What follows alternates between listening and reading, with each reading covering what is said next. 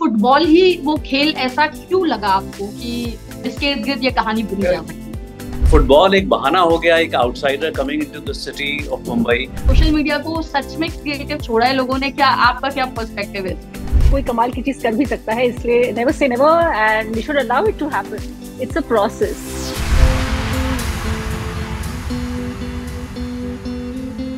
पिछले कुछ दिनों से एक फिल्म का नाम बार बार कई सारे लोग ले रहे हैं, और जितने लोग ले रहे हैं थोड़ा सा कंफ्यूज भी हैं। भाई, चिड़ियाघर सुना है या फिर और तरह के कबूतर खाना या कुछ और सुना है, लेकिन चिड़ियाघर खाना या चिड़िया खाना एक नाम है जो काफी कानों में पड़ रहा है, जिसका ट्रेलर काफी मजेदार है और ये फिल्म आ रही है जिसकी अ, अहम कास्ट हमारे साथ मौजूद है और कैप्टन ऑफ द शिप यानी डायरेक्टर साहब भी मौजूद है। तो चलिए पूछते हैं, आखिर डायरेक्टर साहब ने ये कौन से जानवर इकट्ठे किए हैं जिनके लिए ये चिड़िया खाना बनाया है और जो इतना मजेदार है। बहुत बहुत स्वागत है आप सबका। थैंक धन्यवाद। You having us. Thank you so much, thank you. Manish ji, मैं ऋत्विक के पास जाऊं, राजेश्वरी जी के पास जाऊं और प्रशांत जी से और पूछूं? पहले मैं आपके पास आती हूँ। फुटबॉल में ऐसा आपको क्या लगा कि आपने एक ऐसी कहानी के इर्द गिर्द इसको चुना जहाँ किरदारों के पीछे से हम जानवरों की झलक देख रहे हैं? सिर्फ फुटबॉल ही वो खेल ऐसा क्यों लगा आपको कि जिसके इर्द गिर्द ये कहानी बुनी जा सकती है?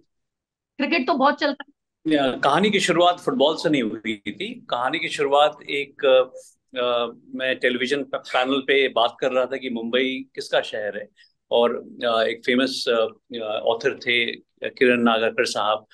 तो उनका एक स्टेटमेंट ने मुझे ये सोचने पे मजबूर किया। उन्होंने कहा कि मुंबई सिटी एक मेल्टिंग पॉट रहा है हिस्टोरिकली, और सभी कम्युनिटीज, सभी इवन फॉरेनर्स का रहा है, और ये सबका शहर है। तो एक आउटसाइडर की कहानी वहां से जन्म लेती है, और एक वल्नरेबल आउटसाइडर में मुझे एक टीनेजर दिखा।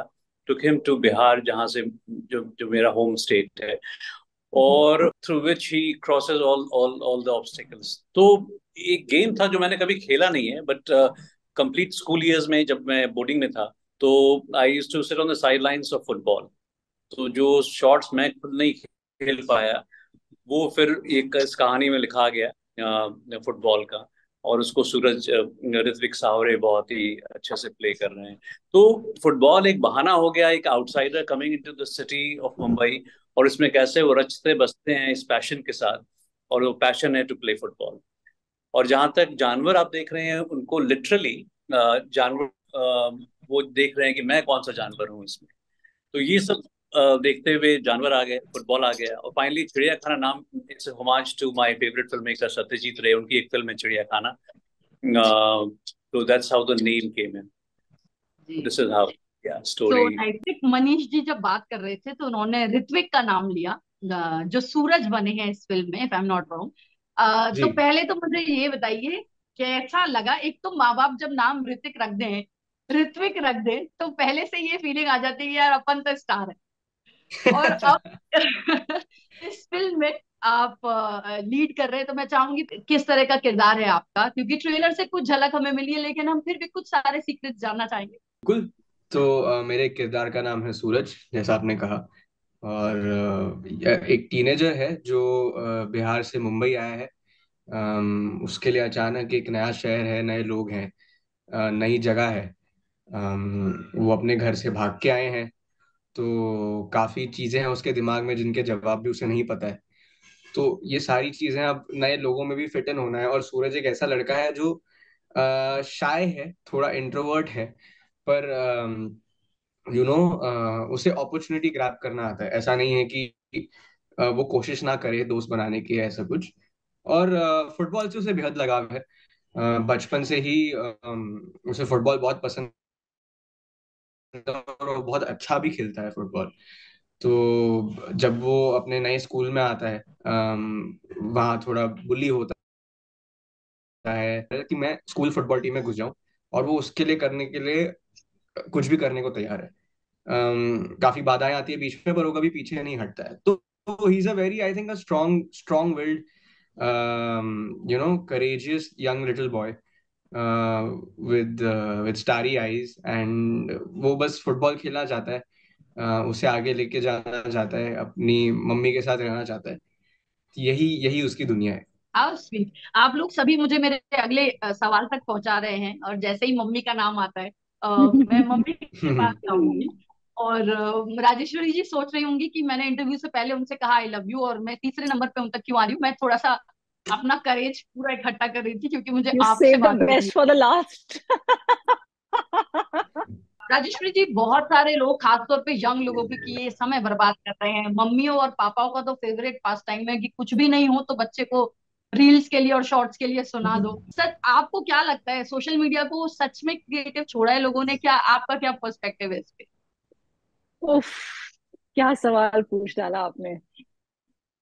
देखिए, ऐसा है कि जब कोई चीज शुरू होती है तो सब उस तरफ बढ़ते हैं, सबको लगता है कि हम कुछ कर लें, और ऐसे में कुछ नायाब चीजें निकल कर भी आती हैं। और जब तक सबके सब कोशिश नहीं करेंगे तो वो भीड़ से वो एक खास चीज निकल कर भी नहीं आएगी।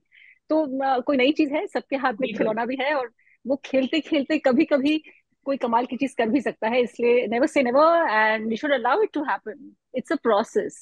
प्रशांत जी, फिर से मैं आपके पास आ रही हूँ। मुझे ये बताइए कि यहाँ जब मनीष जी ने कहा कि फुटबॉल खेलनी है, आपको नहीं लगा इन्हें कन्विंस कर लूं, यार मैं बैडमिंटन का स्टेट चैंपियन रहा हूँ, मुझे बैडमिंटन खिलवा लो? वो तो सब जानते ही हैं कि मुझे मैं बैडमिंटन खेलता था, लेकिन मैं ये चाह रहा था कि सबको पता लगे कि मैं फुटबॉल भी बहुत अच्छा खेलता हूँ। You know. अच्छा। अब क्या है कि हाँ, अब क्या है कि एक्टर तो यही चाहेगा ना कि मतलब यार कि मेरी सारी चीजें एक्सप्लॉइट हो। तो इसलिए football, see, because I've always been playing, I've always been a sports person. So I play cricket also, I play football also, I play badminton, I play tennis. एक sports person का एक अलग grace होता है whenever he is in right. front of the camera. And तो आप कभी भी किसी भी एक्टर को आप देख लीजिए, कोई भी कहीं का भी हो, अगर वो उसके पास एक छोटा सा भी स्पोर्ट्स का एक बैकग्राउंड रहता है ना, तो वो कैमरा के सामने हमेशा आपको ग्रेसफुली नजर आएगा। राइट। वो जिस तरह से चलता है, जिस तरह से जो कुछ चीजें करता, कुछ एक्टिविटी करता है, उसमें एक ग्रेस हमेशा रहेगा। और ये रोल में even though he is a political गुंडा, वो नामदेव का असिस्टेंट है, वो है, ये है, जी। लेकिन इस कैरेक्टर को इतना ग्रेस दिया है मनीष ने, इस कैरेक्टर को इतना ग्रेस दिया है ऋत्विक ने, राजेश्वरी ने। you know it is not just about me performing something. It is about the kind of respect and this thing that you get from your co-actor, right. that it so the whole idea about making a scene very good and very intense is how you and your co-actor are reacting to each other within a frame. जी, मैं यही मेरा सवाल था ऋत्विक के लिए, और उन्होंने बहुत अच्छे से ये लाइन कही कि वो खा गया, और अक्सर हम ये सुनते हैं। तो ऋत्विक, आपसे मुझे यही जानना था कि राजेश्वरी हैं, प्रशांत जी हैं, जो इतने सालों से इतनी फाइन परफॉर्मेंस देते आ रहे हैं, दोनों के हाथ में जी बहुत सारे खिताब हैं। तो ऐसे में जब आपको पता चला कि आपके इर्द गिर्द इतने बड़े बड़े एक्टर्स हैं, थोड़ा सा डर लगा? कैसे ये सोचा, या दिमाग में था, कैसे तैयारी की अपने किरदार?